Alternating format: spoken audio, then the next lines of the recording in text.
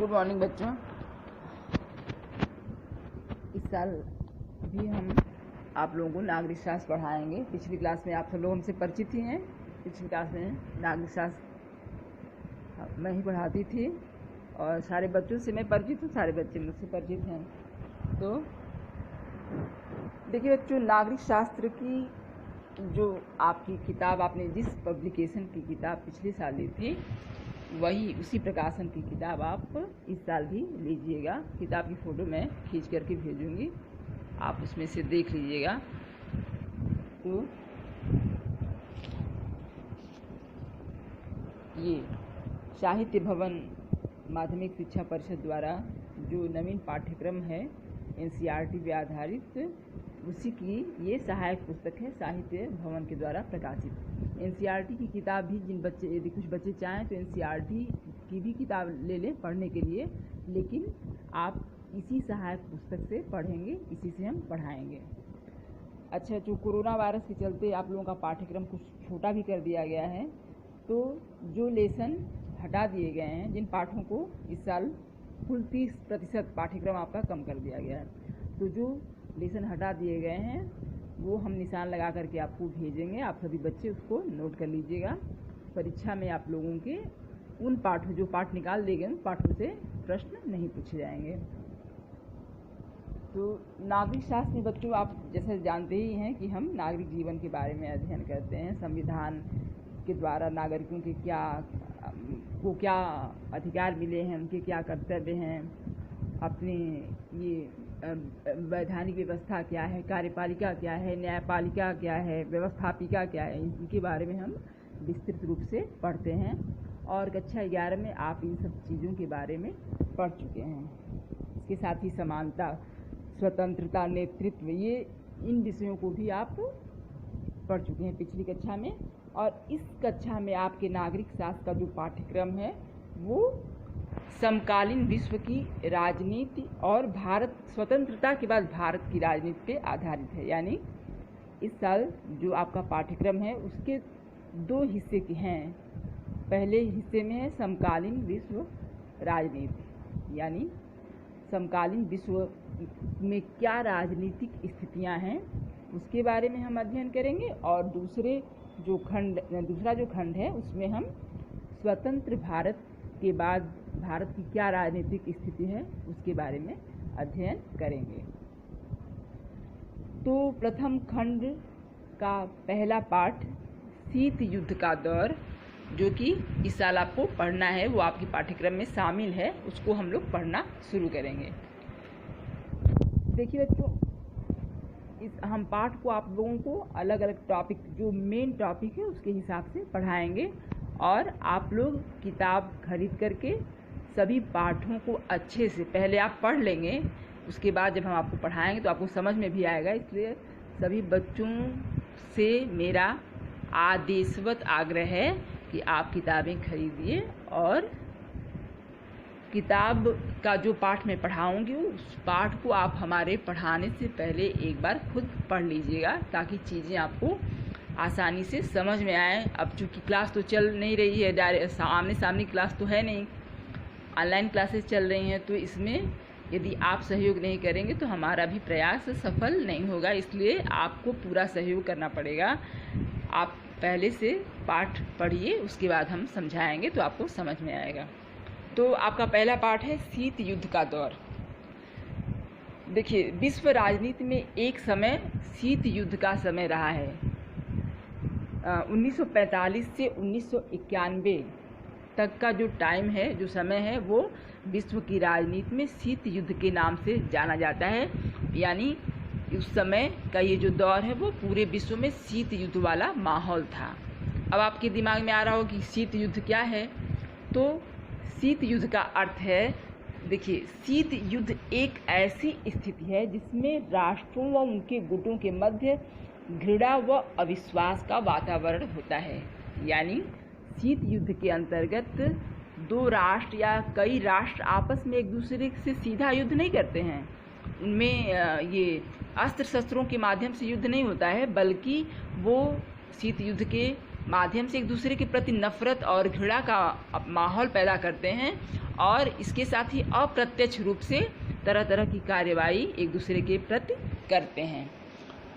अलग अलग विद्वानों ने शीत युद्ध की अलग अलग परिभाषाएं दी हैं, जिसमें बर्नार्ड एम बरूच ने सबसे पहले शीत युद्ध शब्द का प्रयोग 1947 में किया था। और भारतीय विद्वान मोहन सुंदर राजन हैं, उनके अनुसार शीत युद्ध देखिए क्या है। उन्होंने कहा है कि शीत युद्ध दो गुटों के मध्य शक्ति संघर्ष, विचारधाराओं की संघर्ष, जीवन शैली तथा राष्ट्रीय हितों के संघर्ष की राजनीति का मिश्रित रूप है।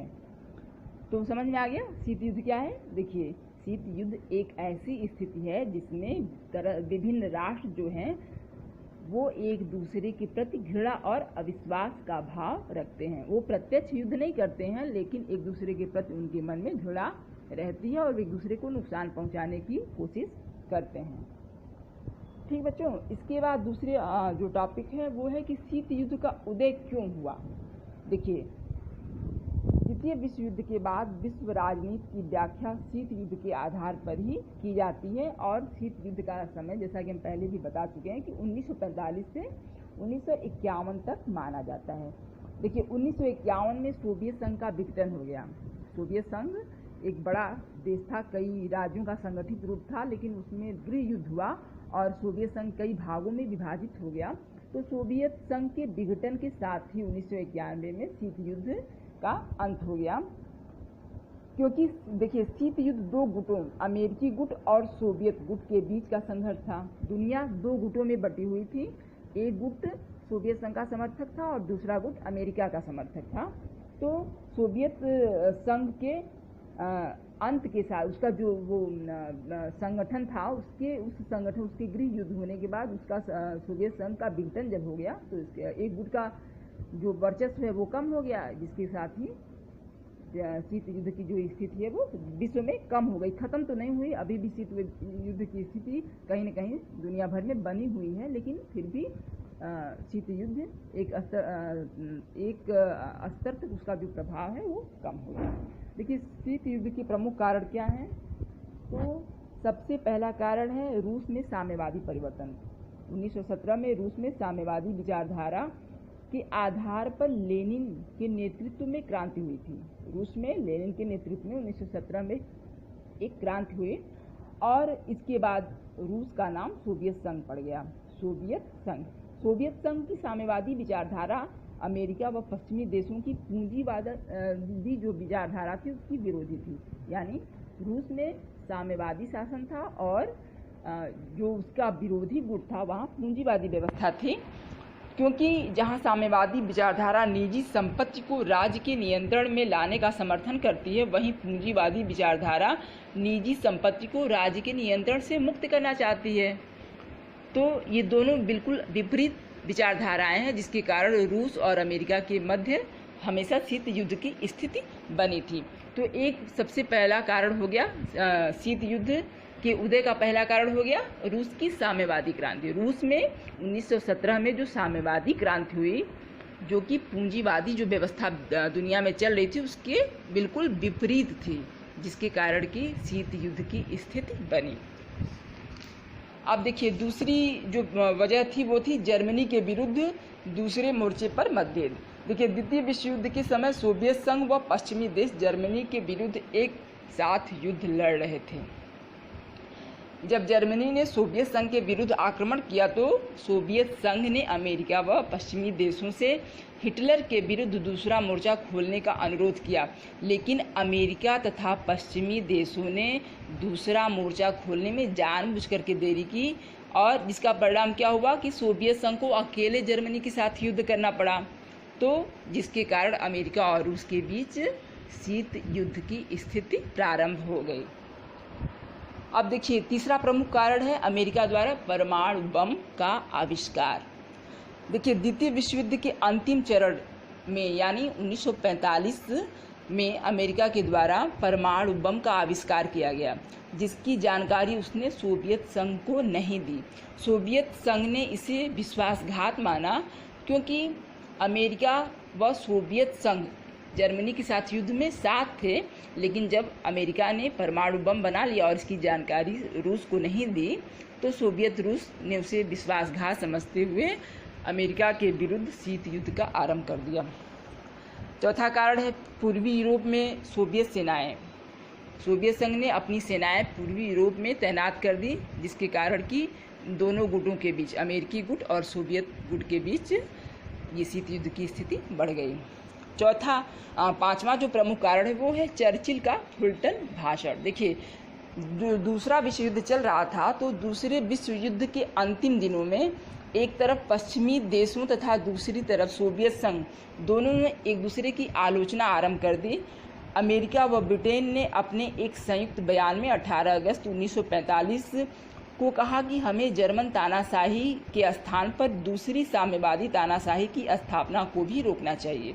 सोवियत समाचार पत्रों में भी अमेरिका के विरोध में लेख प्रकाशित हुए और इसी क्रम में ब्रिटेन के प्रधानमंत्री चर्चिल ने 5 मार्च 1946 को फुलटन नामक जगह पर एक भाषण दिया, जिसमें उन्होंने सोवियत संघ की साम्यवादी व्यवस्था का विरोध किया, जो कि शीत युद्ध का एक बहुत बड़ा कारण बना। ठीक बच्चों, तो आज इतना ही। आगे के जो टॉपिक्स हैं उसको हम लोग कल पढ़ेंगे। ठीक।